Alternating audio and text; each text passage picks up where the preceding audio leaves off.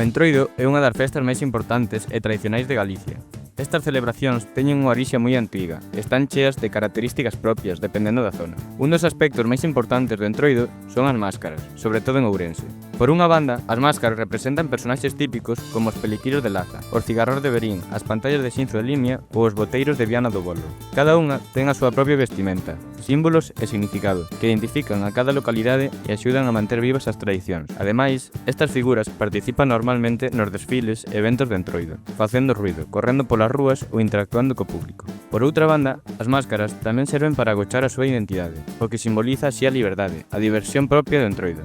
Durante esta época, a xente pode comportarse diferente. Todo cambia e rómpese con todo anterior. Por todo isto, as máscaras son un elemento esencial para entender o significado do Entroido e a súa relevancia na cultura galega.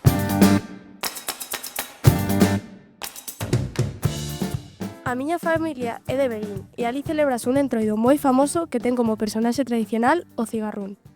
A súa orixe é moi antigua e, aínda que non se sabe a data exacta, créese que poden vir de antiguas figuras de autoridade como recadores de impostos, representantes do poder ou de rituais antigos relacionados co Entroido, onde se permitía a burla, o ruido e a inversión das normas sociais. Durante o Entroido, os cigarróns teñen permiso para correr polas rúas, facer ruido e impor respeto, algo que non sería normal o resto do ano. O traxe do cigarrón é moi rechamante e está cheo de detalles. Unha máscara que é de madeira, pintada cun sorriso irónico. Esta servía para ocultar a identidade da persoa. Un gorro alto chamado mitra, feito de metal ou cartón duro, decorado con debuxos de animais, paisaxes, que poden ter un significado persoal, familiar ou simplemente un valor artístico. Unha mitra decorada. Foi gañando importancia co paso dos anos, converténdose nun elemento artístico e identificativo de cada cigarrón. Levan unha zamarra ou látigo, que representa autoridade, pero úsase de forma simbólica e sen violencia. Os cigarróns acostúmase a confundir cos peliqueiros, pero a diferencia é que os cigarróns son os personaxes do Entroido de Verín e os peliqueiros do Entroido de Laza. Os dous levan máscara, cencerros e zamarra, pero a diferencia máis clara é que os peliqueiros levan unha perica, que é pel de animal detrás da máscara, e os cigarróns non. O boteiro é o personaxe máis representativo do Entroido de Viana do Bolo. O seu papel, abrir camiño para o desfile, animar a festa e manter a orde cos saltos e movementos áxiles.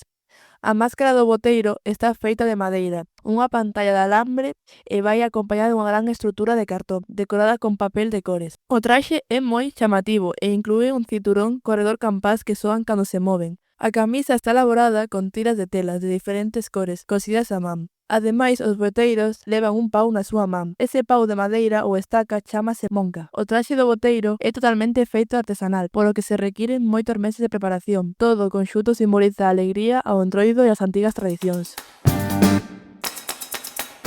A máscara das pantallas é de orixe antiga, unida ás tradicións do Entroido galego como unha festa.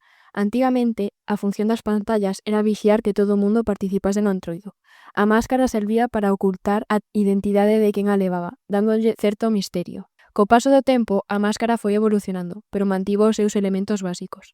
Tradicionalmente facías a man, con materiais sinxelos como cartón, papel e cola, e cada máscara era única. Hoxe en día segue sendo artesanal e considérase unha peza de artesanía tradicional, transmitida de xeración en xeración. A historia da vestimenta foi evolucionando co tempo. Antigamente, os materiais eran máis humildes e elaborábanse de maneira artesanal, aproveitando recursos dispoñibles da zona. As vexigas procedían de animais e a roupa era sinxela, aínda que sempre chamativa. Co paso dos anos, o traxe foi gañando cor, converténdose nun símbolo de identidade. A pesar destes cambios, a vestimenta mantenía a súa esencia tradicional. A máscara das pantallas ten elementos propios. Cor branca, que destaca, rostro sorrinte, meixeras vermellas, debuxos pintados a man.